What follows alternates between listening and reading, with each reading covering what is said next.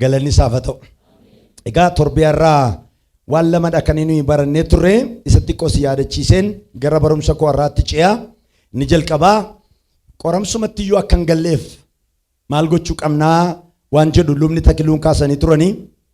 Lammaffaa irratti immoo yoo qoramsatti galle immoo akkamittiin qoramsa mo'achuu dandeenya kan jedhu kaasanii qoramsa akkatti mo'achuu dandeenyu immoo waan guddaa tokko nu barsiisanii turanii. Ani immoo waan afuriin itti dabala qoramsa akkamittiin akka mo'annu dubbii Waaqayyoo waan nuun jedhu isa aannan dubbadhaa. Isa fuuldura garuu akkamitti qoramsatti akka hin galleef of eeggannaa kan jedhu mee waama gabaabaa arfan tokkoon ariifadhee isinitti himu. Isuma isaan torbee darbee barsiisan gudunfee darbuun narra jira warri torbee irraa hin dhufne isin darbuun qabu waanta ta'eef jechuudha. Kanaaf qoramsatti akka hin gallee fi wanta gurguddaa afur gochuun nurra jira. Yeroo wanta gurguddaa afur jedhu immoo dubbannee irra gara jalqabaatti maddi qorumsaa dhala namaa waa meeqa inni jedhaa. Maddi qorumsa dhala namaa waa meeqa inni? Waa afur. Inni jalqabaa namadha. Namichuma mataa isaa ta'uu danda'a. Seexanaa tarii Waaqayyoos nama barsiisuuf nama qoruu danda'a jennee ilaallee qoramsatti akka hin galleef jalqaba of eeggachuun baay'ee gaariidha. Keessumaa qoramsa karaa namaa nutti dhufu, qoramsa karaa seexanaa nutti dhufu, qoramsa karaa ofii keenyaa nutti dhufu yoo of eeggannee tarii itti seenuu dhiisuu dandeenya, ooluu dandeenya. Isa kan Waaqayyoo ooluu dhiisuu dandeenya. Inni dirqamadha waanta ta'eef jechuudha. Yeroo tokko tokko akeeka Waaqayyoo isa waaqarraatti jireenya keenya keessatti kan raawwachuun irra jiru jaatee fi Gooftaan Yesuus Kiristoos jaalala keetii yoo ta'e qoramsa kana narra dabarsii jedhee abbaa kadhate garuu qoramsichi irratti ta'uun dirqama waanta ta'eef ta'eera. Kanaaf garuu kara namaa kan nutti dhufu, kara seexanaa kan nutti dhufu, kara keenya qoramsa nutti dhufu akka nutti hin dhufne gochuu hin dandeenya. Parsantii guddaa isaa hin dandeenya. Akkamitti gochuu dandeenya kan jedhu tokko barreessitu warri barreessitanii kan inni ittiin qoramsatti akka hin galle of eeggachuu dandeenyu keessumaa kara namaa qoramsa akka nutti hin dhufne kan gochuu dandeenyu hanga danda'ametti nama hundumaa wajjin nagaatti jiraachuudhaan. Baay'ee namatti tola himni kuni ofuma isaatii yoo of ibsa. Maal jedhaa? Hamma danda'ametti jedha. Amma danda'ametti yeroo jedhu hammi hin danda'amne immoo jira jechuudha. Ifa dhaguun. Kanaafi nama hundumaa wajjin hamma danda'ametti nagaatti jiraachuun nurra jira. Nama tokko wajjin nagaatti jiraachuudhaaf isin duwwaarraa miti kan eeggamu, namicharraa isin eeggamu. Yoo isin parsantii dhibba aarsaa kaffalamu kaffaltanii nama wajjiniin nagaatti hin jiraadha jettan iyyuu kara namichaa wanti seelkatu qoramsi isinitti dhufuu danda'a. Kanaafi isin qofti parsantii dhibba nama wajjin nagaa taatanii qoramsa kana hambisuu hin dandeessan. Kanaafidha hamma danda'ametti jedha Roomaa boqonnaa 12:18 irratti dubbii kana Phaawulostu dubbata.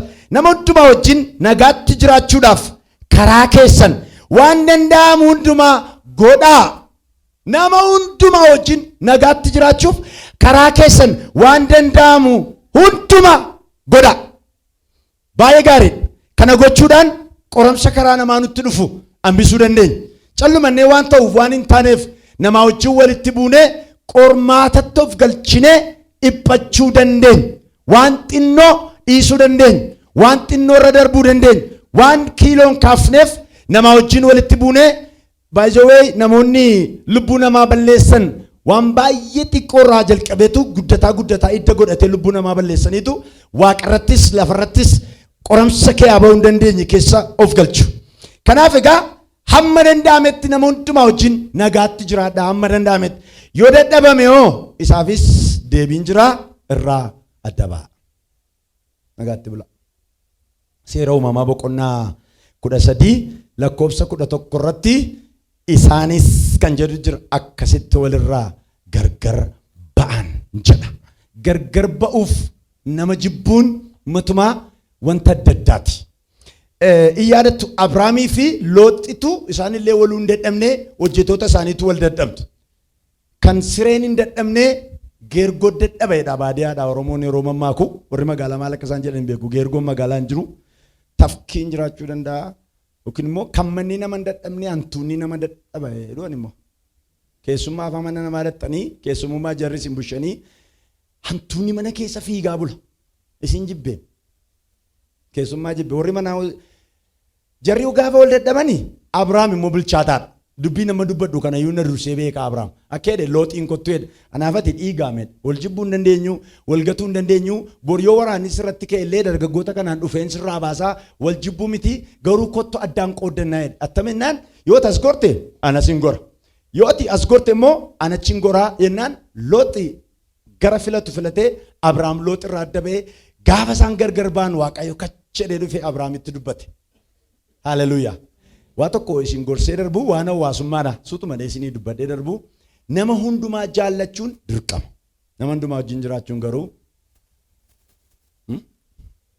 dirqama aree dirqama miti. Irra deebi'a. Nama hundumaa jaallachuun maal? Dirqama. Nama hundumaa wajjin jiraachuun garuu dirqama miti. Yesuus Kiristoos isaan isee maal godhe? Keessa ba'ee maal godhedha? Hin sokkee jedha. Amma yeroo baay'ee kana garaa baasuu dadhabna nun. Keessumaa ani isiniin gorsaa namoota mul'ata keessanitti naman. Mul'ata keessanitti namoota hin aman. Addumaan immoo namoota utuu beekanii dandeettii keessan utuu beekanii ayyaana isinirra jiru utuu beekanii hamma Waaqayyo isin gargaaraa jiru utuu beekanii hin jedhanii hin dandeessu isiniin jedhanii buna wajjin dhugna.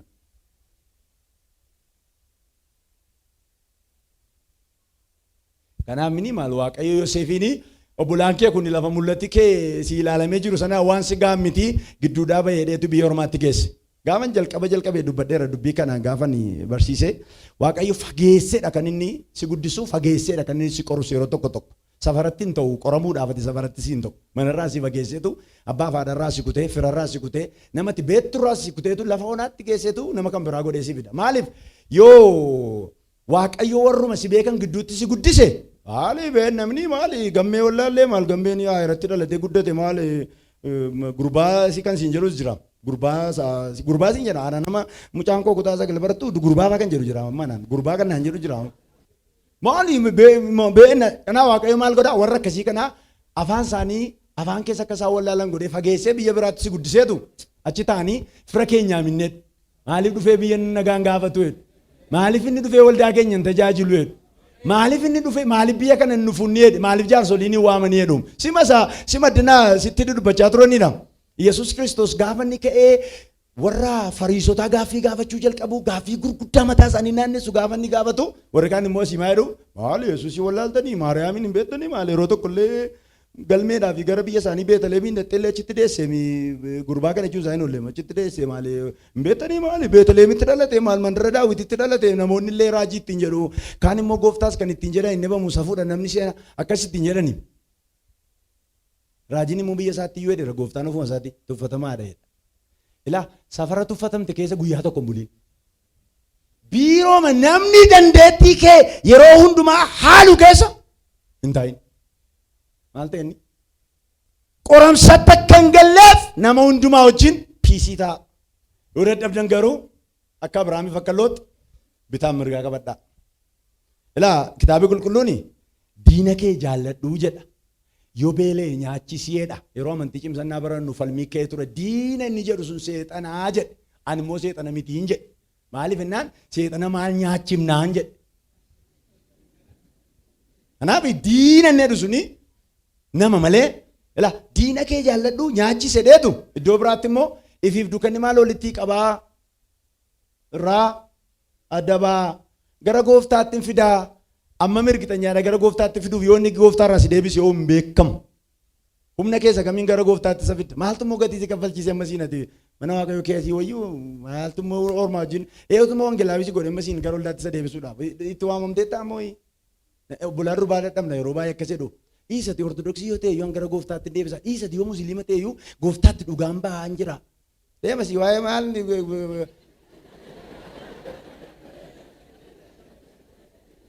namni si kadhate hin jiru. Namni si kadhate hin jiru. Nama hundumaa wajjin nagaatti jiraadhaa hamma dandeessan yoo dadhabdan garuu isinitti meeragaan yoo didda immoo dhimma mataa keessaniiti. Inni lammaffaanii akkamittiinitu qoramsatti akka hin galleef of eeggannaa kan jedhu seexanaaf karaa kennuu dhiisuudhaan. Kitaabni qulqulluu waa'ee seexanaa karaan kenninaafii jedha. Lakkii naan kennaaf yoo tette immoo dhimma mataa keetiitii siin jedha. Egaa akkuma jalqabdeetti wajjiniin fixadhu siin jedha. Malee baamsaa sirra nuuf. Waan diddee hirima. Diddee kaatee dhimma mataa kee. Seexanaaf karaan kenninaa jedha. Iddoo kan biraatti immoo maal jedhaa? Seexanni isin liqimsuudhaafitu akka leencaa naanna'aa jedha. Maaliif naanna'aa beektu? Karaa barbaada. Kara galuu barbaada. Seexanni immoo galuudhaafi kara xinnoo. Kara xinnoodhaan gala. Kara xinnoodhaan gala seexanni. Seexanaaf karaan kenninaa jedha. Seexanaaf karaa yoo kennite galee si borobbora. Si batabbata. Lafannitti bu'ee lafanni dhiisuus hin beektu. Mataa koo itti miila koo itti qeensa koo itti dudda koo itti harka koo itti jilba koo itti gulubii koo itti kalee koo itti tiruu koo itti hin beektu maal karaa laatteetu sitti taphata. Kanaaf qoramsatti akka hin gallee fi seexanaaf karaan kenninaa jedha. Efesoon boqonnaa 4:27 Phaawulos. Yeroo baay'ee seexanni namaan dhufa.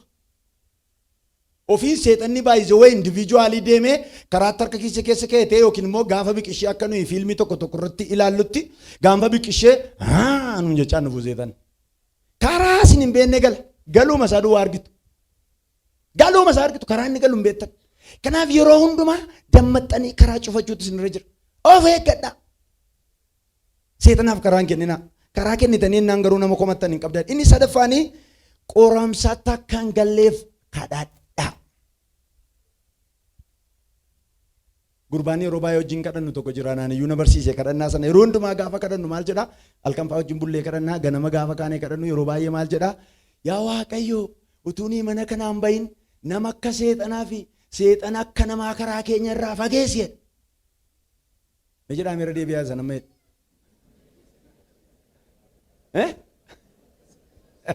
Seexana akka namaa fi nama akka seexanaa kun immoo jira dhugumadha nan arge jakootiin. Nama akka seexanaatu jira. Seexana akka namaatu immoo jira. Seexanuma akka namaa jira. Amma seexanni maal fakkaataa ta'e inni baay'ee gaafatanii diimtuudha jedha. Inni kaan immoo gurraattiidha kan jedhu isin himu. Seexanni ofii isaatiin manifest ofii isaatiin fiizikali appiirin godhu.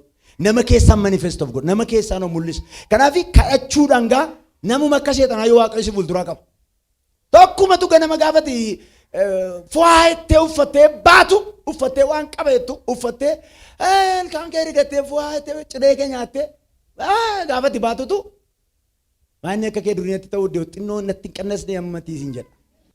Tokko immoo yaabee magassi qabee ilkaan kee irraa waan tokko jiru sin jedha yaabee magassi qabee ilkaan kee keessaa baasii fuudha. Tokko immoo ishee kana maaliif ol irratti uffatte sin jedha. Ati guyyaa guutuu mataan kee kan nama kan biraati. Gaawwaa isaa baattee deemta mataa kan biraa baattee deemta. Kan kee miniim mataan manaa gadi ga'uu baattee deemta. Yoo namni sitti dhufee isa booddee nagaa keetii yoo galata Waaqayyooti maannaan waan isaan beeku mataan natti ulfaataati. Maaliif ganama si horaanti? Ganama baarii keessumaa naannoo sa'aatii 11 booddee kaatii guyyaa keessa weeraraa.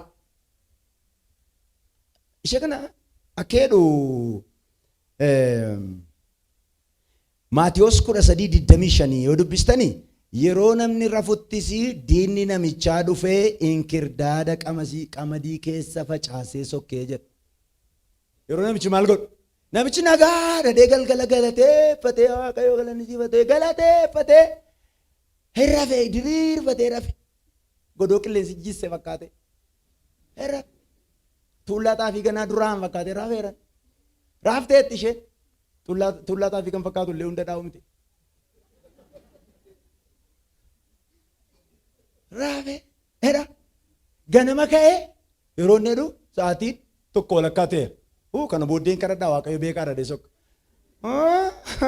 Har'asitti maan jiran waa facaasaa kan bulu jira. Seexanni halkan hojjeta beektu yeroo baay'ee. Kanaaf halkan kadhachuun gaariidha jedhee yaadaan. Baay'ee isuma dhugaan isin jedhu dhugaama koo. Kitaaba qulqulluu halkaniif guyyaa yuun jedhu garuu Yesuus immoo halkan kadhate yeroo baay'ee argitaniittu. Halkan kadhachuun gaariidha. Mucaan tokko illee gaafa qalladu halkan kadhachuun gaariidha. Maaliif inni neetwoorkiin gadhiifamaa namni biizii godhu hin jiru. Ansaan furadhan wanti biizii godhu hin jiru. Waaqayyo al takkaatti nama bileena meeqa dachee irra jiruun waaqa dhaga'uu danda'uudha. Isa tuun ta'in garuu halkan kadhachuun dhugaan isiniin jedha. Nama sin bira jirutti bu'aatii mi'a halkan kadhadhoodhaani. Keessumatti keessaa jedhaani. Barii lafaa jedhaani. Gara 11 jedhaani. Malee waa facaafti jedhamu. Waa ingirdaada facaati qamadii facaaftee bulte. Halkan ingirdaada facaasee bulan immoo. Gaafa inni biqilee gurguddatu namoonni dhaqanii abbaa maasiitiin maal ingirdaadi maasii keessa guutee raakottu kee buqqisennaan minaantu duukaa buqqaa dhiisaa jedhe. Lafatti qabantu hin jiru. Kanaaf kadhachuudhaan qoramsa of oolchuu dandeenya. Mee warri kadhattan, mee kontiineesilii warri kadhattan harka keessan na argisiisa. Kontiinee walitti uwwiinsaa warri kadhattan mee harka keessan na argisiisa. Warra kadhattaniin warra waaqayyoon kadhattaniin jedheeman. Bataskaana fuuldura teessanii hin jenne. Warra waaqayyoon kadhattan harka keessan na argisiisa. Eshi gad deebisa. Warri hin kadhanne ol kaasaa isiniin hin jedhu kadhadhaa.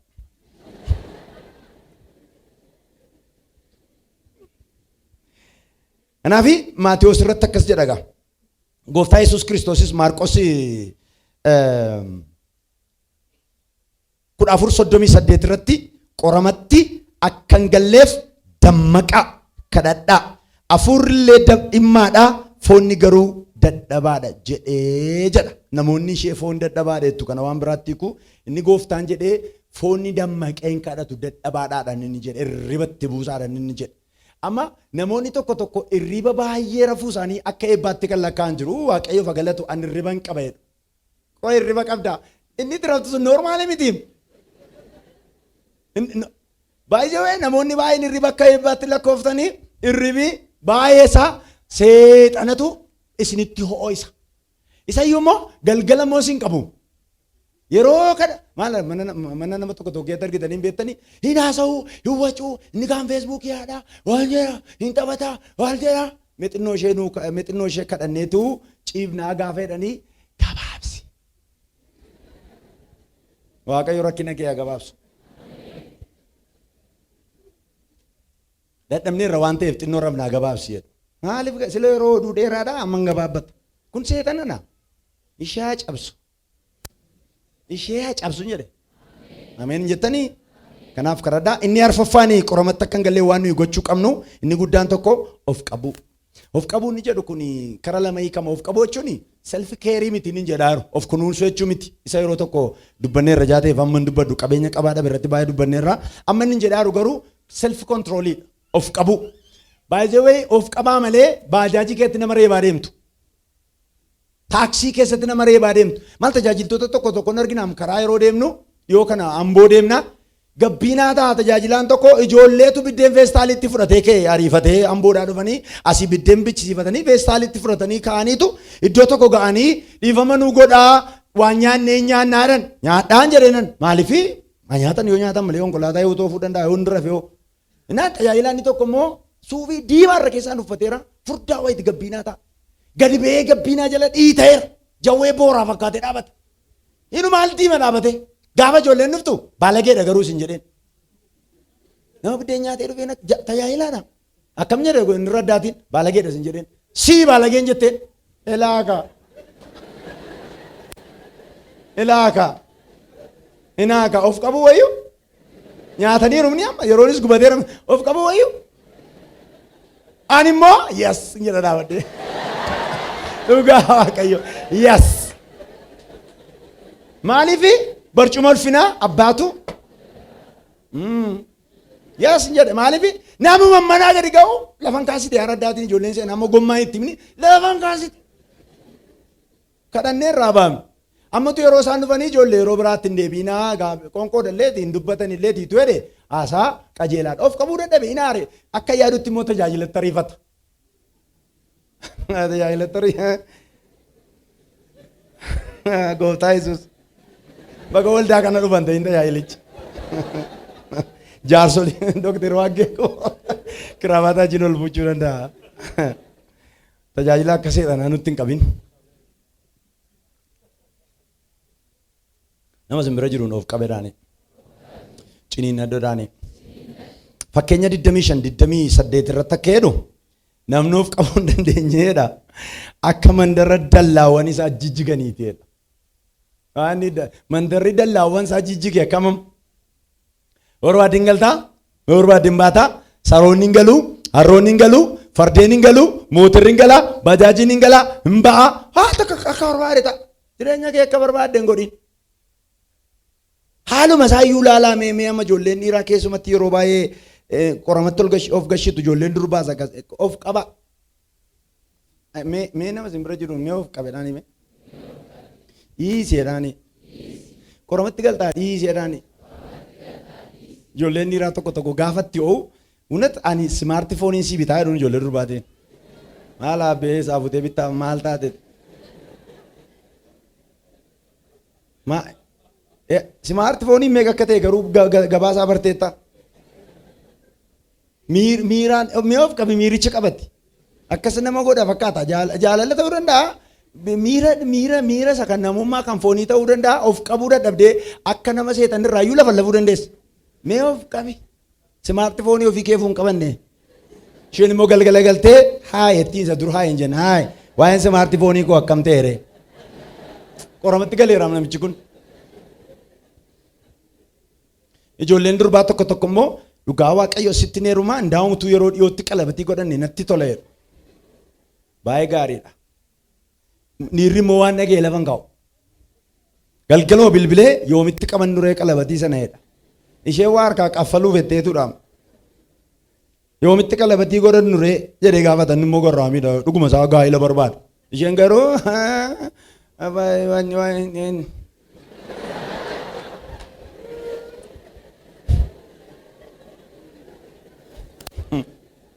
maatiin beeku asaamee dhumee beellamuu qabameera.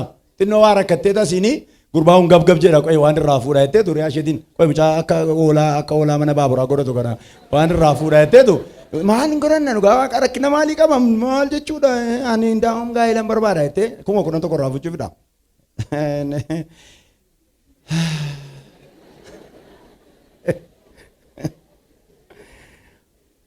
Nama simbira jiru nuuf qabedhaanii. Yeroo aartaniis waan murteessinaa. Warra mana isaanii kiraayee fudhatee gara waggaa 4 taa'e tokkotu jiru aanaa tokkorraa yeroo tokko hojiidhaaf dhaqee cimoodha haati manaa yeroo hundumaa maal jedhu እውነት እግዚአብሔር ነው jedhaniitu mi'a koo sassaabadhee qidaamee ganama mana warra keenyaatti galaa jedhu. Qidaamee gaafa waldaa dhaquudhaaf jedhu immoo buna danfisaa jedhu. Yeroo aartan hin murteessinaa. Seerumti decision making iyyuu akkasidha. Yeroo aartuuf yeroo gammaddu waan murteessineedha. Ammas torbeen fixanii abbaa manaa isaanii Finfinnee 6 kiiloodha ammas tirsii baratu dawwalanii ijoollee kee kottuu fudhadhu እውነት እግዚአብሔር ነው qidaamee ganama mana keenyatti hin galaa. Qidaamee ganama ጾmaaf sagadaa qabna yeroo hundumaa gaafan ka'u abidda qabsiisaa jiru ammas. Maaliif qorama of qabaame? Inni simbira jiru of qabnu jedhanii. Akkas yoo ta'e qoramatti hin galtan. Baay'ee gaariidha. Egaa yoo qoramatti galle immoo akkamitti mo'achuu dandeenyaatti dabarra gaasa kana arfansaa godhaati qoramatti hin galina. Yoo galtan immoo akkamitti mo'achuu dandeenya inni jalqabaa madda qorumsaa sana beekuudha jennee baranneerra lubni takkiluun nu barsiisaniiru. Madda qorumsaa sana beekuudha. Waaqayyo biraanatti dhufe moo nama biraanatti dhufe moo dogongora koodha moo seexananna qoraa jiranii adda baasuun baay'ee gaariidha. Yohaannis boqonnaa 9 lakkoofsa 2-3 dhattanii yoo dubbistanii bartoonni gooftaa gaafatan namicha tokkotu jisaa jaamaadha hin qorama yeroo hundumaa taa'e jaamummaadhaan qoramaatu amma namichi qoramu kuni maayin namaa warra isaa cubbuu hojjete moo maal takka godhe moo isuma cubbuu hojjete moo kana immoo maaliif jedhu bartoonni gooftaatu yeroo baay'ee yeroo nama fayyisu jaamota yeroo fayyisu dhaqi cubbuun keessi dhiifameera dhaqi cubbuun keessi dhiifameera dhaqi cubbuun keessi dhiifameera. Kanaaf bartoonni conclusionii maalii hojjetanii namni jaameen namni goophate namni naafate hundi isaayyuu cubbuu isaa fakkatteedha waan beekaniifiti afaanonni gooftaa dura bu'aniitu inni kun maaliifitti iji isaa jaamee qoramaa jira jedhanii gaafannaanitu deebiin gooftaan deebise immoo akkasiidha. Abbaan isaas saattisaas namichi kunis cubbuu hin hojjenne. Qoramsi kun eessaa dhufere madda isaa arfaffaadha. Maa inni immoo Waaqayyotu akka godhe maaliif ulfinatti argachuuf attamitti ilaalaa hedheetu namicha fayyiseetu macci kun gaafa fayyisu Waaqayyoo dubbatu kanaaf jaame hedheen namittiin immoo gaafa chiikaatu warra fariisotaayyuu chaalenji goote isa sin akka jettanii waa'ee namicha kanaa maa dubbattanii jette waa'ee Yesuus Kiristoos hin beekun attamittis hin geggeessitoota taatanii ammayyuu namicha kana hin beekne ani jaamaanuu nan bareette namittiin gaafa chiikaatu qabaa dadhabe maatiinis dhaqaasuma gaafadhaa namicha of danda'a jedhanii gara gurbaatti ergan Yesus Kiristoos gurbaa sana fageesse ganda keessaa baase dhuga baatu godhee gadhiise. Cubbuu kee ta'uu dhiisuu danda'a obboleessa koo qormaatii amma kee jirtu. Qorii ilaali garuu cubbuu kee ta'uu dhiisuu danda'a. Waaqayyotu dhimma irraa qabaachuu danda'a. Waaqayyotu waa irraa buufata ta'a. Waaqayyotu qoromsa kee kanaan waa hojjetata ta'a. Waaqayyotu qormaata kee arraa kanaan ulfina isaa mul'isuu barbaade ta'a. Kanaaf yeroo baay'ee adda baasa. Kanaaf maal gochuutu nurra jira? Qoromsi karaa mataa keenyaa nutti dhufe yoo ta'e ofuma keenyaa furachuu dhaga. Ofuma keenyaa furachuu. Karaa dogongora keessaniin dhufe taanaan qalbii jijjiirrachuudha. Qaama dhimmi isaa bar ilaallatu duukaa diil gochuudha. Dhiifama gaafachuun barbaachisanaan dhiifama gaafachuudha. Dogongora keessan galtan keessaati herrega hojjettanii bahuudha malee wanti kan biraa wanti godhamu hin jiru. Hin jiru. Kanaaf qoromsa karaa mataa keessanii isinitti dhufe yoo ta'e ofii keessaniiti keeyaa bahuudha. Qoromsa karaa namaa isinitti dhufe yoo ta'es qaama dhimmi isaa ilaallatu duukaa diil gochuudha. Falli biraan hin jiru. Abrahaamii fi Saaraan yeroo tokko lama ta'anii dogongoranii Aggaariin iyyuu dogongorsan.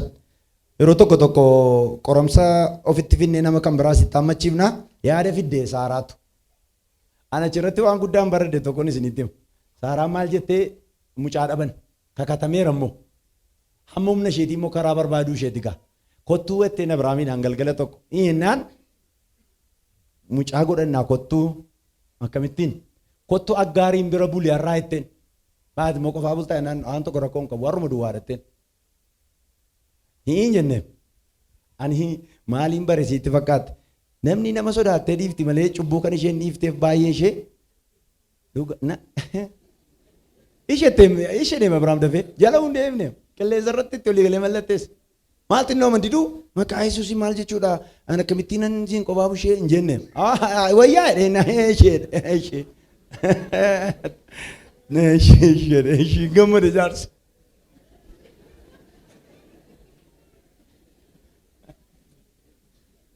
Gammadee du'e akee bira bul akkuma ishee yaadde immoo ulfoof amma biddeen tolchuu dadhabde qoraan falatuu dadhabde bishaan fiiddee fiduu dadhabde amala dhoowwe garaa guddate booda ka'ii isinii kana naa kenne jechuu jalqabde Saaraadhaan haaloo ka'iitii shunkurtii sana naa fidi jechuu jalqabde Saaraadhaan Saaraa immoo soofaa guuttee teesse ka'ii dhaqiitii mee jamanaara naa ka'e jechuu jalqabde hin gubatte Saaraan gub isheetaaf gub maa Abrahaam yoom gaafate Waaqayyoom itti dubbate seetanni hin jiru achi seetanis itti hin jiru achi seetan hafa isheetii yaadab yeroo tokko yaadni akka xinnootti nuyi kaasnu kiyyoo nuyi kee hambaane fidee mataa keenya irra ka'a hin gubatan asitti immoo na aarse gaa akka jette Saaraan Abrahaam gottutteen anaaf si gidduutti Waaqayyoo faraduutti maa jechuudha Waaqayyoo faraduu warri balleessitanii balleessaa keessan namatti akkattanii Waaqa isinii balleessu. Nama sin bira jirutti xiqqoo bu'aatii balleessitee nama sababan godhin jedhaanii. Humnumaan namarraan kaa'in jedhaanii. Manni gaafa galagaluudhaaf ka'u Abrahaamin cinqame lafa dhaqu dhabe manuma dur nagaa qabuun nagaa dhabe. Abidda booba'e mana keetti Abrahaam Saaraadhaa ooda Saaraan Aggaarii ooddi sadanuu walii oodu bakka dubbii bade. Akka jalqabaa ta'uu dide eeyyumootti hin fidne qoramsa isaan ofitti fidaniidha. Isa booddee Waaqayyo furmaata laate akka jedhe Abrahaam Waaqayyoon kadhannaanitu akkasittiin jedhe. Waaqayyo deebii tokko ulaalleef dhaqi Saaraa dhaga'eedheen. Na gaddisiise dhugaa Abrahaam miskiinadha. Dhugaa Waaqayyo maal Waaqayyos akkasittiin jedhee Abrahaam maalitti hafamman dhaqiitii Saaraa dhaga'ee innaan Saaraa akkam godhu ree dubbii kana mee maal goona ree dubbii dubartii biyya Gibxii dhufte kanaa gaa maal goona sila kee kan galanne maal goona naan habaatu mana kanaa jette. Habaatut iji koo arguun barbaadu jette. Wayeen abbaa wayi ishee abbaa qoyaatiin bayinii jedhee bishaan qodaatti naqee geggeessa. Waaqayyoon immoo gama dhaabate immoo maa hojii daafte dheen. Naan wal dadhabne naa jooti deebi'een immoo. Abeet herrega Waaqayyoo mee Waaqayyo laa bishaaniifis beeka daakuufis beeka Randeebi'a bishaaniifis beekaa Agaaris balleessiteetti Saaraanis balleessiteetti Abrahaamis balleesseera garuu Waaqayyo firdii qajeelaa farada. Ameen jennu akkuma Saaraan jette immoo ta'e firdii qajeelaa faradee booda gaa dhaqisiinis singatuuti jedhee Waaqayyo gisheen deebitee mucaa deesseettee mucaa duddarra kaanii dubbii biraa dhufe immoo Isiyaaqisiin alatee Ishmaa'eelis isa gibichillaa ta'ee mucaa fuudhee guwaa godhee girgiddaatti rukutaa hangafadhaa. Beektu mitiiree ijoolleen akkasii immoo yeroo baay'ee cimoodha ijoolleen roongilii dhufanii dhugaan isiniin jechuudha Waaqayyotu bira dhaabatatee wallaalee yeroo baay'ee gibichirraa masaarin dafeeta. Mucaa sakakuudhaan alatee mucaan ofii mogoleen qabu ija keessa laalu mitiiree mucaa gara dhumaa dhufeedha mogoleen qabu fuudhee girgiddaatti guwaa gaafanni godhu. Saaraan isheen sunis mucaa ishee garaa dhalaamni dandumtiyyuu. Inga agaamma Waaqayyoon gargar ba'uu geera akkan silee gargar baasaa jedhe. Maqaa gooftaa Yesuus Kiristoosiin nama dhiiga kee tuutaa jiru nama si qoraa jiru irraa galgala kana harki gargar si baasu taarif. Elaa ammas irra deebi'een jedha nama biiroo keessaa si gubaa jiru nama tasuma walii ta'uu dadhabdan Waaqayyo guddinaan Finfinneetti siif agashu. Waaqayyo nama biiroo keessaa si gubaa jiru federaala siif agashu. Isa immoo Naaruulaandii dhanameen jechuu. Amma kan itti barbaadu namicha kamiidhamu moo furmaatadha. Furmaata nama si rakkise Waaqayyo carraa biyya laa kennuuf. Elaama fayyitaniitu. Nama si rakkise Waaqayyo guddinaa kennuuf. Ati immoo achumatti boqonnaa argadhu guyyaa Waaqayyo eegi. Nagaa bu'ee mana biraamitti Waaqayyo si dhufee egaa fuulatti deeffatee egaa kakuu Waaqayyo iyyuu raawwatee nama hin gatunni. Ganama dubbataa turanii Dookter Waaqeen dadhabbii namaatti inni nama bira dhaabata. Hin gargaare hin gatu. Siinus hin gatu. Ilaa qorromsuma tammoo ofitti fidde kana iyyuu hin gatu. Isa seexanis itti fide iyyuu hin gatu. Kan namaa immoo dhiisatti. Kan namaa dhiisi waaqumatti kenne dhiisatti kan namaa. Ija keetti argaa. Yeroo warri isa rakkiftee surree ishee kaalsii keessa gashattee kolkol jettuu hin argita.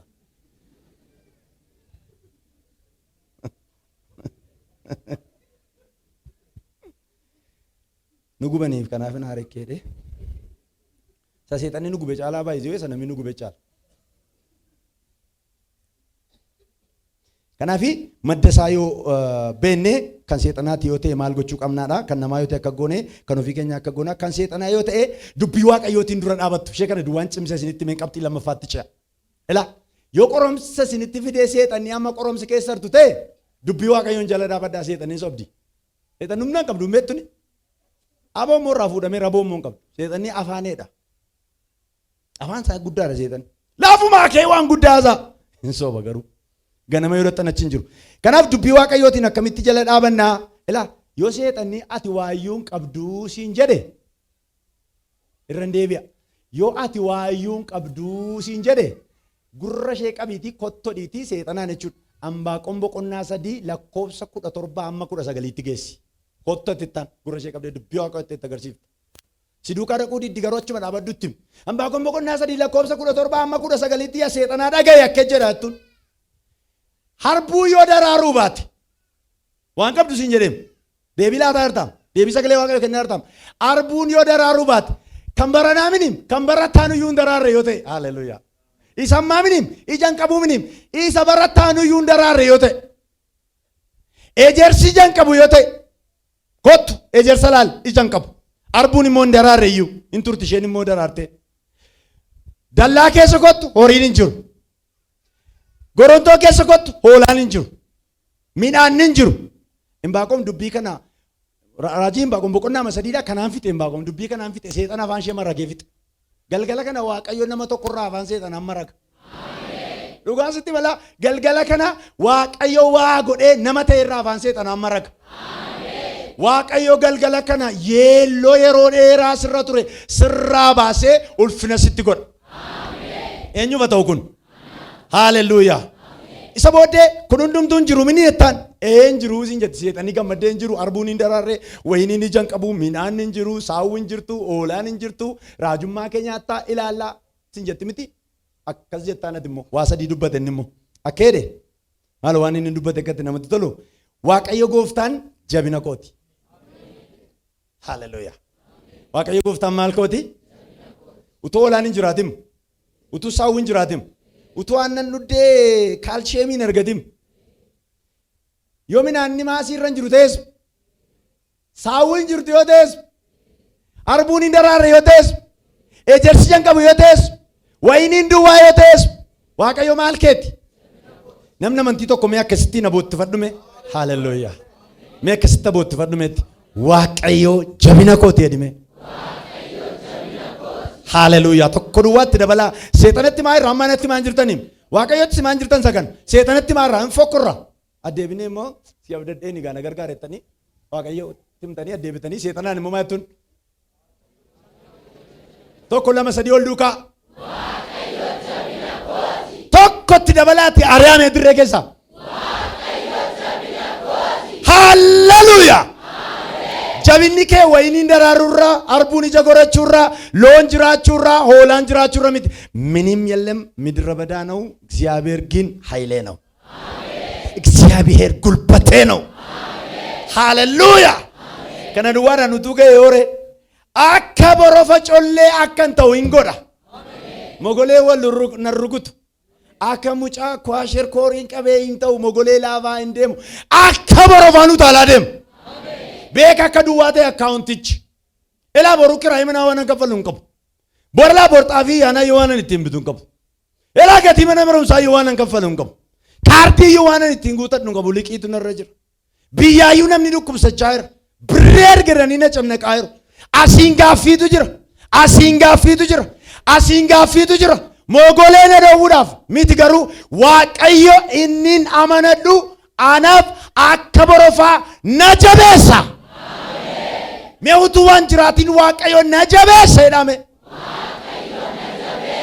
galgala kana Waaqayyo si jabeessa sadaffaa irratti maal jedhaa baqadheen wusti lawustii maashin koobilii irra deemaan jedhu akka namni nagaree maaskii kee dheen keeppii kee dhiyoo kiyya gugitti deeffadheenii deemaan jedhu liqii dhokachuudhaaf jechuudha akka fagootti namni sin barata akkasin godhaan jedhu ambaaquma keedhu seexanaan dhaggeeffadhu mee seexanaa jedheen akkeedhe iddoo ol kaarra na dhaabachiisaa jedhe anis dhaqee waan tokko hin qabu garuu nama hundumaa wajjin iddoo ol kaarra dhaabadhaa haaleluyyaa laga jala hin deemtu laga jala moo hin deemtu laga jala iyyuu hin galtu isitti himamini laguma jala iyyuu hin galtu Waaqayyo laga jala si baasa Waaqayyo sagalee fatteerraa yoo haara si galfachiisa isa ganama barii fatteen sittatu Waaqayyo haara in amantanii baay'ee nuun amantiidhaan jiraanna kiristiyaanonni namoota biyya lafaarraa xiqqoo immoo bukkeetti kan addannu godhumaa inni kaan akkuma jirutti ta'etu inni dileen gara amantiitti yeroo deebinu immoo amantiidhaan jiraan waa tokko iyyuu hin qabnu gamoon ijaara ameen jedhanii ala beekaleessa waan nyaannu dhabne yeroo hidhiin nu gogee qottoo labulee fakkaannu as geenya ne yoo nyaanne Waaqayyoon asiin nu geessa hafe moo dadhaba asiin si geessi dadhaba Waaqayyo ala beesi buusaa Waaqayyo maqaan isaas irratti waamame utuu eenyuun gatee innoo nama hin gatuun malee maqaan isaas irratti waamame si gata amma wangeelaawwii jedhamtanii waamamtanii wangeelaawwii waaggee jedhamtanii wangeelaawwii ndaalee jedhamtanii wangeelaawwii hafte wangeelaawwii jedhamtanii amma si gata wangeelaawwii jedhamee akkamitti namni gatama jaarsa waldaa jedhee akkamitti namni gatama lallabaa keenya yaadinaa waan akkasii nuyi gaara ol jedhaara dhaabanna abbaan barbaade laga keessa dhaqee dhaabatu ani galgala kana amaneera angaara ol jedhaara dhaabadha hin deemu ani nama booddee hin deemu ani boquu buusee hin deemu ani yaaddaa ani harka namaa hin ilaalu fuula namaa hin ilaalu Waaqayyo akka borofaa collee na godha Waaqayyo gaara ol jedhaara na dhaaba dhimma koo na yaaddessu fuula koo dura jiru hunduma isaa Waaqayyo hojjeteera as teessee reegan hojjetin akka Maariyaam fa'a eenyutu dafinoo borii immoo waan kana irraa galanaa gashan jedhin dhaqi ilaalinoo already galagaleera dhimmi kee ati borii yaaddaa jirtu sun ofumaa yaaddofta malee dhagaan isaa irraa galagaleera oh hallelujah akkamtaa riizaaltiin koo mana qorichaa kunoo riizaaltiin koo borbaa torbee dhufu baa akka inni ta'u sittimu waa tokko iyyuu ta'u gaararra dhaabattati inni ti milikkiti sitti himame shakkiin sitti himame hundumti isaayyuu kan seexanaati ati gaararra dhaabatta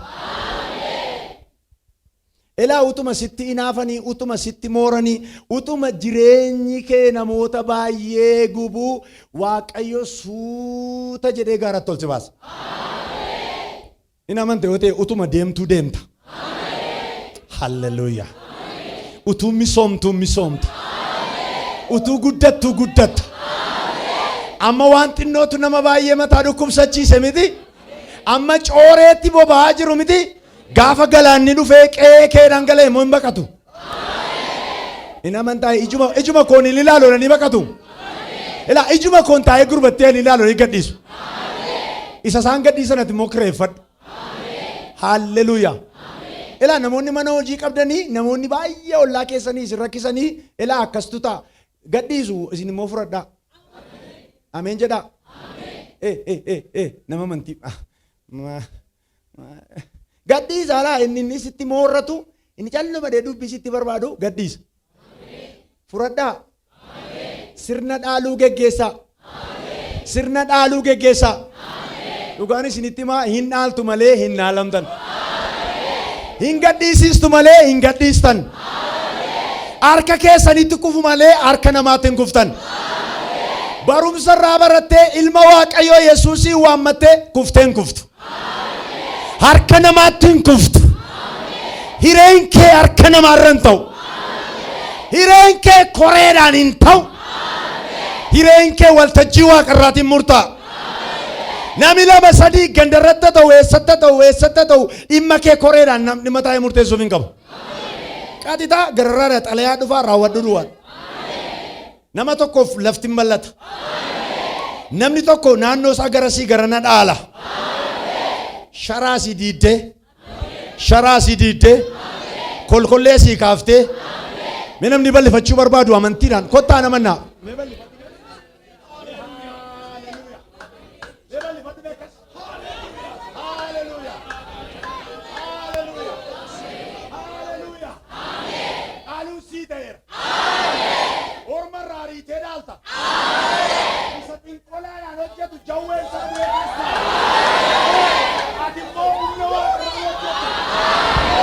Yesus gooftaadha.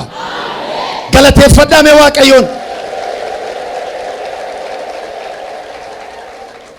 Kana keessa qormaanni nama tokko deebii argateera. Namuma biizinesii kee irratti qoromsisitti baay'ate. Takka siin dhufaniitu daarii dabarte siin jedhu, takka gabaana irraa galagalchite jedhu, takka abbaa mana kiraayitii dabaleen fudhadhaa gadhiisisi jedhu, gidiraa argite man indaa'um qoy maaliif amantiin kee guddatu Waaqayyoo guutummaa isaa kaartaa pilaanii harka keetti kenna. Dhugaa maaliif akkan kana dubbadhu hin beeku. Ani waan akkasiillee hin dubbadhu garuu keessuma ba'een keessa ba'a. Ilaa keessuma ba'een amma kee hambaa. Ilaa Waaqayyo kaartaa pilaanii maqaa keetti naannessa. Nama manu jiraayi. Mee akka gammee koo sana nama harka nu laabaasaa mee maaloo. Haalelluuyaa. Ilaa Waaqayyo irraa geggeessee maqaa keetu bulchiisa magaalaatti itti naanna. Maqaa biizinesii keetu irratti barraa. Daana'oo bukkee keetii yeroo dheeraa si nyaate Waaqayyo dha'eera.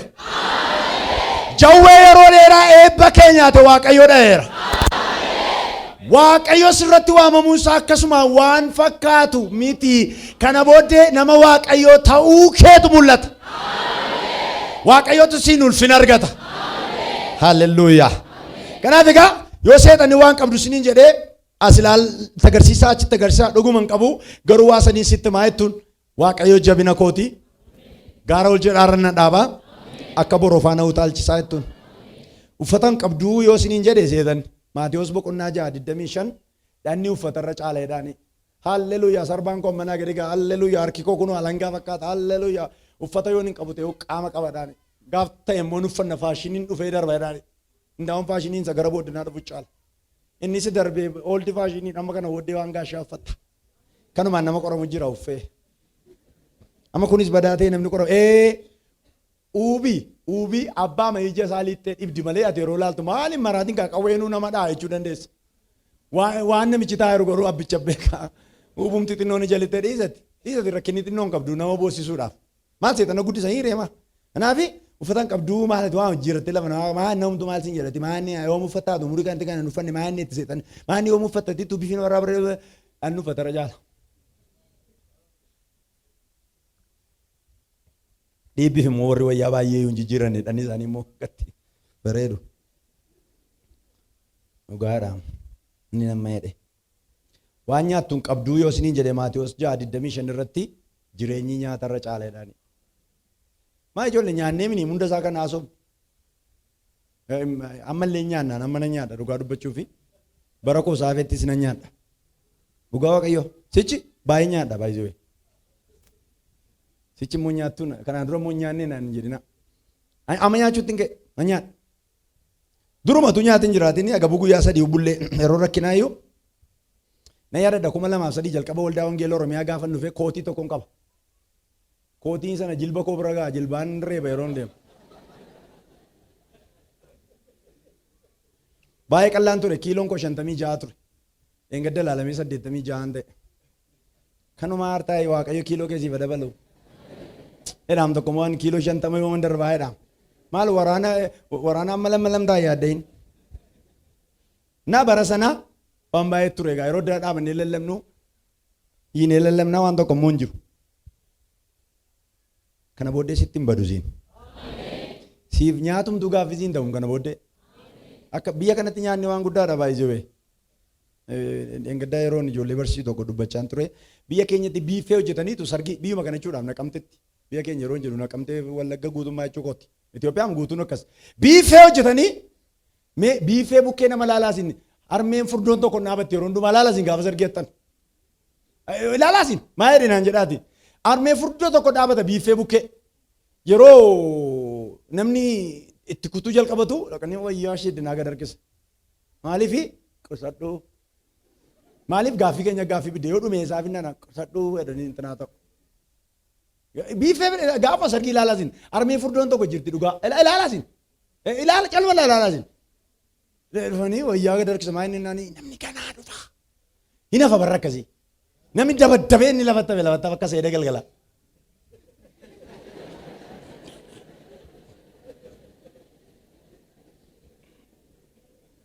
Hallelujah. Yoo seexanni dhufee ati amma yoomitti mana kiraayii keetti rakkattaa ati mana hin qabdu yoo isin jedhe manni keenya waaqarra daani. Seexanaan maan warri qabnus dhiibnee deemna hundumtu dhiibnee deemna kiraayiidha hundumti keenya kan itti wal caallu ji'aan namni dhufee kiraayi nu gaafatu. Maa ibsaa hunduma nu gaafatu bishaan hunduma nu gaafatu. Maa kaffalaa irra nu warri mana qabanis bishaan numa kaffalu ibsaa numa kaffalu nu rakkinuma keessa. Hundi keenya yoo dhiibnee deemna. Garuu namoonni keenya akkas jedhu manuma ofiitti reeffi ba'uun iyyuu waan tokko jedhu. Baay'ee reeffi manaa bee mana kiraayi. Reeffi mana fooqii keessaas gootottee baaftee seeraamikii irra harkiftee baaftee reeffi mana. Manni keenya waaqarra. Ameen jedhaa. Ilaa seexanaani manni keenya waaqarra jedhaa. Jedhaan jedhu. Inni asiillee biyyoodhaan ijaarame baay'ee inni waaqarra warqeen akka ijaarame beektu mana warqee keessa hoogganaa inni jiran. Nama aarsa hundaa'um tokko fooqii keessaa bahee deema.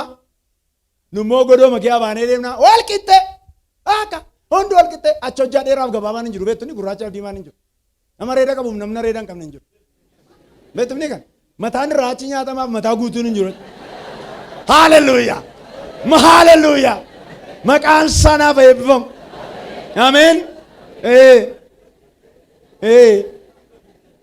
Nama akka seexanaaf seexan akka nama.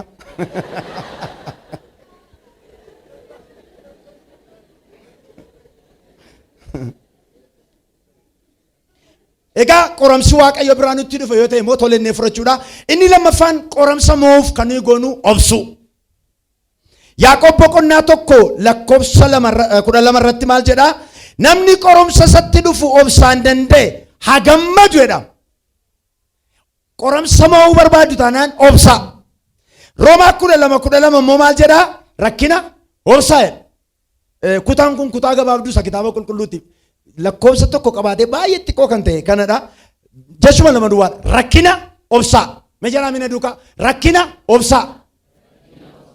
Meejaraa deebi'aati rakkina obsaa. Qormaata obsaa. Yaaqoob 5:10-11 immoo ergaa Yaaqoob barreesse boqonnaa 5 lakkoofsa 10-11 immoo akkas jedha. Waa'ee waan hamaa sana namatti dhufuu baachuu fi waa'ee obsaan danda'uu immoo obboloota koo fakkeenya raajota warra maqaa gooftaatiin dubbatanii fudhadhaa. Warra obsa qabeeyyii turan sana. Ameen. Nuyi akka warra gammachuu qabanitti in ilaalla.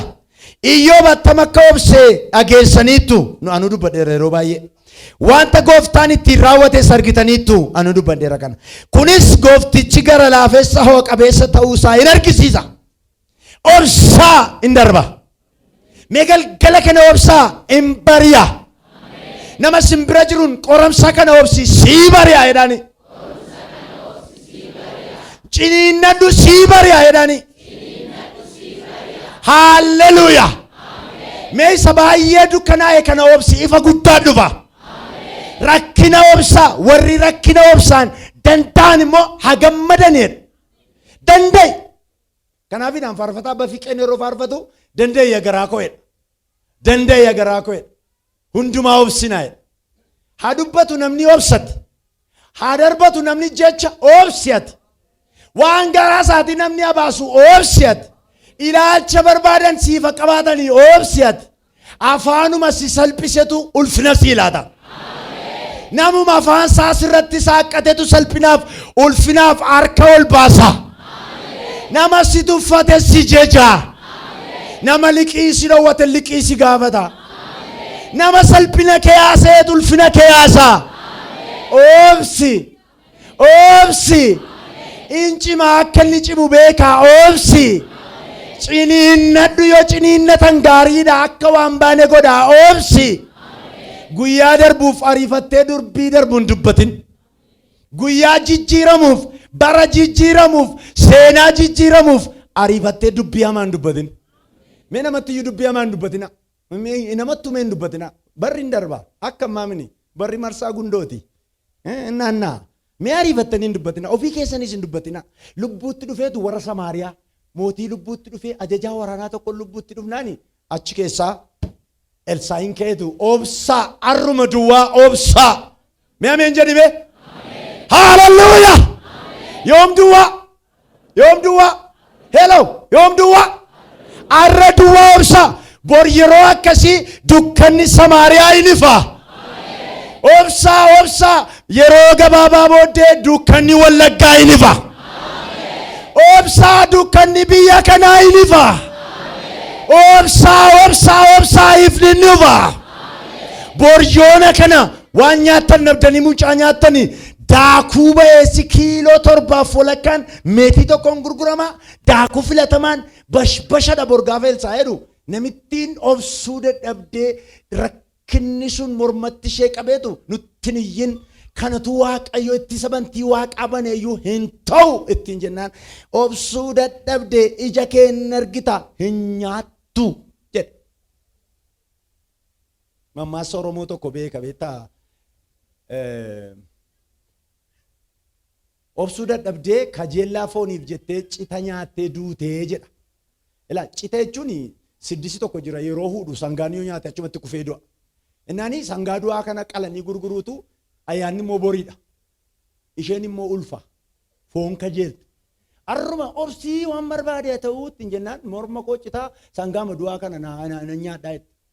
Dhiisa ayyaanni borii qirci bor qalamaa jennaan naan du'aa jetteem. Ana nan du'aa jetteem. Anan du'aa jette. Duurra moo nyaattu ni gaafatti kananii nyaatte akkoo sangichaa duuti. Nan jaarsi maayedhaa. Obsuu dadhabdeetu kajeellaa fooniif jettee cita nyaattee duutee. Mee obsin bariyaa. Ameen jedhaa. Mee dargaggoonni hojiitu dhibeettanii ariifattanii onlaayinii waan baay'ee kee agaltanii waan hin beekne karaa kee hambaatan nabdan halkan iyyaa bultan sireerraa lafa dha'aa bultan milikkita tokko tokko agarsiisaa bultan. Mee obsaa dargaggoon Oromoo biyya ormaatii iyyuu dargaggoo baay'ee waamuuf jira. Ameen jettanii.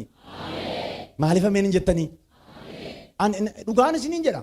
Barumsa dargaggeessa du'e irratti natti fakkaata waa'ee soorgaa wanta ta'e wayii dubbannee turre yeroo sana. Isinittin himaa hin bari'a. Ati dhiistes ati eegdes innoon bari'a. Amma har'a galgala yooti ta'aa bultee bari'uun eega yootes yooti kurruuftee raftes innoon hima bari'a. Inni amma sitti dukkanaa'e obboleessa koo sii bari'a. Dukkanni amma sitti ulfaate kun siif sii bari'a. Obsa. Haalleluuyaa. Kanaaf rakkina mo'uu barbaadu taanaan obsa. Inni sadaffaanii rakkina mo'uu barbaadu qoramsa mo'uu barbaadu taanaan karaa ba'umsaa barbaada. Callumattanii rakkina naasayinaa qoramsan faarsina rakkoon keessan qormaanni keessan guddinni isaa ammam akka ta'e magniitiyuudii isaa ammam akka ta'e safarina karaa ba'umsaa barbaada isa duraa Qorontos boqonnaa 10 lakkoofsa 13 Phaawulos akkas jedha waa'ee qoromsa qoramni namatti dhufee hin beekne isinitti hin dhumne faashiniin qabu qoromsi Waaqayyo amanamaa waan ta'eefis humna keessan gararraatti akkasiin qoramtaniif isin hin dhiisu. Ani ishee kana na dhiba beektaa namni tokko dhuguma danda'a jettanii numa danda'a maaliif humna isaa qaba booko Waaqayyotu beekaaf qora. Garuu qorama sana keessatti akkasiin dandeessan hin godha. Ameen jennu.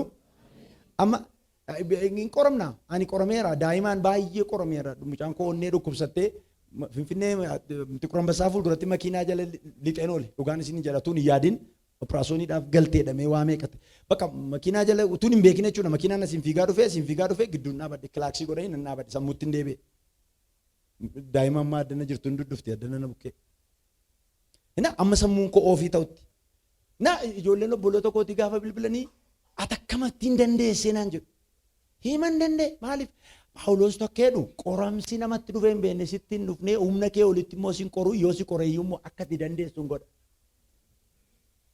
Mitiire hafte mitiire miti ulfaatu incima garuu numa darbamu ammatu nama biraatti isatti qoramte nama biraatti kennaniiti guyyaa saafaa gooftaa dhiisee tokko guyyaa saafaa kanaafuu Waaqayyoo hojjennaan maalidha kan guyyaa akkasii Waaqayyo naan birmanne naa fideetu faarfannaa itti baaseetu deemsas jijjiiree moodelistii ta'ee jedha xinnoon danda'ama. Waaqayyo hin danda'a humna naa laataa qoramsa kana keessaa bornan ba'a mi'eessaan hin ba'a karaa kamiin ba'a jedhanii karaa barbaaduun baay'ee barbaachisaadha. Karaa barbaaduudha soluushinii irratti hojjechuudha. Soluushinii irratti hojjechuudha. Malee callumadhanii achi keetaanii waaqa sarrabsuu lafa sarrabsuu ofirratti murtoo fudhachuun baay'ee barbaachisaa miti. Haleluuyaa. Kanaaf qoramsa injifachuu barbaadu taanaan karaa ittiin keessaa ba'an barbaada. Inni arfaffaan karaan ittiin qoramsa injifannu itti baruudha. Phaawulos akkeedhu isa duraa Qorontos 9:27 irratti dhagni koo itti baree waan itti dhufu hundumaa akka danda'u aleelee akka abboomamu gochuun naaf ta'a jedha. Amma misiraachoo tokkoon isinitti himu qormaata silaleechitti dubbadheenaan badaa namatti toluu dide yeroon ta'aa ture tun gara barumsa barsiisuutti achi asin ceen nama ta'etti dubbannaan illee qomarra na taa'e naan jedhe qomarra si taa'us gaa bishaan haayilaandii bitadhuuti gadda barfadhu malee waan tokko misiraachoo isinitti himu namoonni amma ammaatti qormaata keessa turtan arruma giraajuweet goltanii eebbatti baatu. Amma sirra deebi'een jedha namoonni qormaata keessa jirtan isinii kadhannaa jaarsoliin iyyuu isinii kadhatu isinitti dachaanee isinii kadhannaa dhugaan isinii jedha keessaa yaatu. Qoramsa sattaanutti ceetu.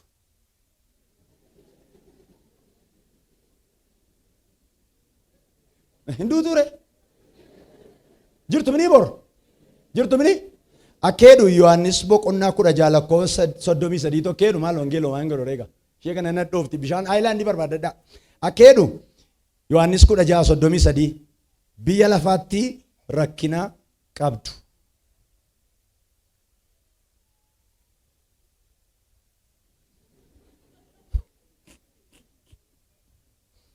Nama simbira jirutti bu'a. Qoramsa mammaatti keessa turte dhaani. Itti fufteen qoramto dhaani. Waaqayyo tuqaatti si godhe dhaani. Qoramsa kanarraa ammaatu dhufa dhaani. Sababi isaa dhaani. Humna keetu sammaarra caala dhaani. Sababni isaa dhaani. Eebba sattaanee lammaffaa irratti dhufutu isa tokkoffaa caala dhaani. Amma ijoollee keejii gashineetu apple b ball c cat d dog egg ne barsiisne qormaata irratti immoo bakka duwwaa inni qorra apple jedhanii barreessu b ball jedhanii barreessu. Amma warra Rift Valley baratan yookiin Wallaggaa University degree baratanii utuu jedhanii isinii fidanii waan hin dabbaru. Maaliif beekumsi keessan eessa geera? Isin beekumsi keessan sokkeera. Kutaa tokko gaafa singaltan immoo what are fruits jedhanii si gaafatu. Fruits are ta'ee deebistu. Utuma qoramtanii 12 indaraansii qoramtu. Hin dabartu, hin gammadu, galateeffannaa qopheessitu, nu waamtu.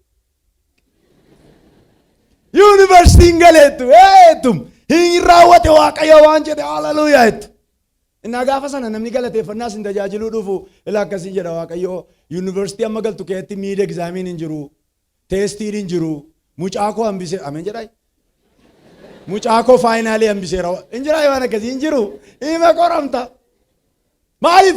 Gaafa digirii kee eebbifamtu moo wayyaa gurraacha uffattee asiin gad deebiftee nama hundumtu ababaa sitti guuree poosti si godhee hin eebbifamtee dheetu akaakayyuuf akkoon lafa jiruuti makiinaatti rarra'ee dhufa. Mazooriyaa irra dhufanii akka jedhanii suuraa ka'u. Maa inni ettanii waan isin gaafattani mucaan talagoota eebbifameeru. Haleluuyaa. Hojii immoo argattu. Laatanii hojii waggaa 2 hojjettanii carraan barumsaa sii kennameera jedhama. Ameen jettanii? Hojii mastersii sii kennamu. Mastersii gaafa dhattu immoo riisarchii mataa si naannessa. Isa sinuma si dabarsa Waaqayyo. Mastersii fudhattee dhufte miindaan kee 25 sii galeera jedhama. Halleluuyaa. Halleluuyaa. TV bitattee mana 3 baaratti kaabatee kutaa 2 fudhattee taa'umsa jijjiirrattee nama tokkos barbaaddattee gaa'ela kee dhaabbattee angoraa adda adda gaama. Maanni mastersiin qabaa jetta. Inni tokko mana rifeensaa dhaqee akkatti warri mastersii sirreeffatan itti naa sirreesse. Dhugaadha, isuma dhugaadha. Masters akkatti warri mastersii. Maaliifi hin barbaada ture. Mastersii fudhatee immoo waggaa 4 hojjettee immoo lammaffaa immoo jetta akka da'umsa dubartii. Lammaffaan da'uun isaa. Gaafa mucaan duukaa taphachuu jedhaniiti.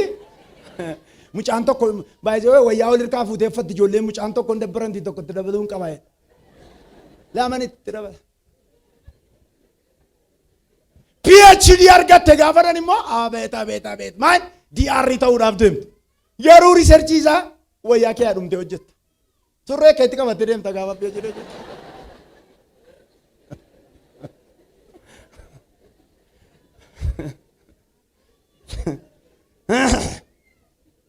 Mitiiree nama Waaqayyo.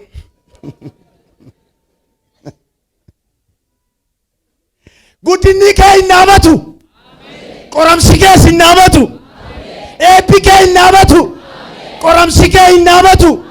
Kattaa tolba'uun kee hin dhaabatu. Mul'achuun kee hin dhaabatu. Adeemsi kee hin dhaabatu. Nagaatti buli qoramsi kee hin dhaabatu. Naga amma kana ina dhaam kun kanaaf akka jedhee obboleessi koo qomarrana taa'ee bishaan itti dhuginsiin jedhee qoramsi keetti buufaa eebbi keetti buufa. Hamma biyya lafaa jirtanitti qoramsa qabdu. Garuu jedha Yesuus Kiristoos an biyya lafaa mo'eera. Isa mo'ee darbee jiraattu malee haaraan gootan jedha. Phaawulos immoo gaafa garaa nu kutumaa jedha qoramsi haaraan hin jiru suma namoonni biraan qoramaa jirtu. Isuma iyyuu mochi keetti humna sinii kenna. Nu nama qormaata yeroo qoru mana barumsaati jabaadha. Lakki kun deebisaa miti lakki sirreeffadhu hin jennu. Sireessi taanee qeerransa fakkaanii dhaaban. Sodaachifta yuuti ijoollee akka isheen nannetti. Yesuus Kiristoos garuu akkamiin waan ta'e wayisitti fidee si ilaaluuf jedheetu humna sana madaalu moo sii kenna. Haleluuyaa. Humna sana madaalu sii kenna. Isa duwwaa moomin karaa ittiin keessaa baatu moo qopheesseera. Karaa ittiin baatu jira. Achi keetti naftu, achi keetti hin duutu, hin salphattu, hin yeellaatu, hin qaanoftu karaan ba'aa jira. Kanaafi itti baraagaa kan itti baruus hin barbaadu. Ilaa tokko mochumaan waa'ee jireenyaa moo isin itti mee darbu. Arra gaafa gammaddanii bori immoo akka dallantan hin dagatinaa jireenyi lafarraa akkas. Bori yeroo dallantanii facaasaa immoo akka itti jiraannaan gammadaa dallanaa sana keetti garuu Waaqayyo itti gammaduun nurra jira. Inni arfaffaanii inni shanaffaanii fi inni dhuma dhiifama. Yeroo qoramnu qoramsa mo'uu barbaanna taanaan qoramsa keessa teenyee ulfina nu fuuldura jiru ilaalu. Kan ammoo Abiraam tarree gaafadhaa gaafa inni baarfatu. Maayee namni bush. Qoramsaa qoraafamaa jirta yeeddan. Maayee namni.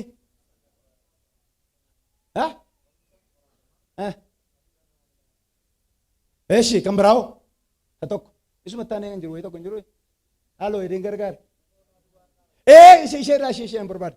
Ilaa maal jedhaa lafa onaa duwwaarra dhaabadhee iji koo tulluu koomtoo ilaalan jiru eessa ilaalan eessa dhaabadde minamni arra lafa onaa arra dhaabattee qara ilaalaa jirtu harka kee ol baas haalleluuyaa dhugaan isin jedhaa kadhannaatti galaa irraa kadhannaa kana hin kadhannaa arra lafa onaa keessa jirta iji kee garuu fagoo laala abjuunan yoo abjoodu addana miti deemi fiiginaan jira kan jedhus qaba asbiti naan jedhaa jedhama eessa Yaaqoob takka jedhama Yaaqoob seera uumamaa 28:12 irratti jedhama akka jedhu lafa onaa keessa ciisee samii banamaa laala samii banamaa sana immoo waaqarraa kaasee lafa kan ga'u yaabbannootu jira yaabbannoo sana gararraa immoo Waaqayyo dhaabatee haasaa akkas jedhee yaa Yaaqoob ani Waaqayyo Waaqa Abrahaam ani Waaqayyo Waaqa Yisihaaq arra immoo Waaqa kee lafa onaarra ciisaa jirta si wajjin nan ta'a waggaa 20 hin jiraatta deebitee hin galta ulfinaan dachaa lama baattee dhaabatta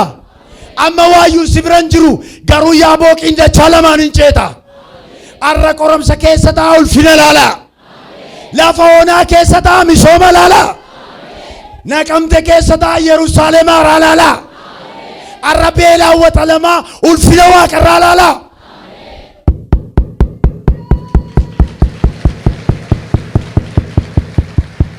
Hallelujah.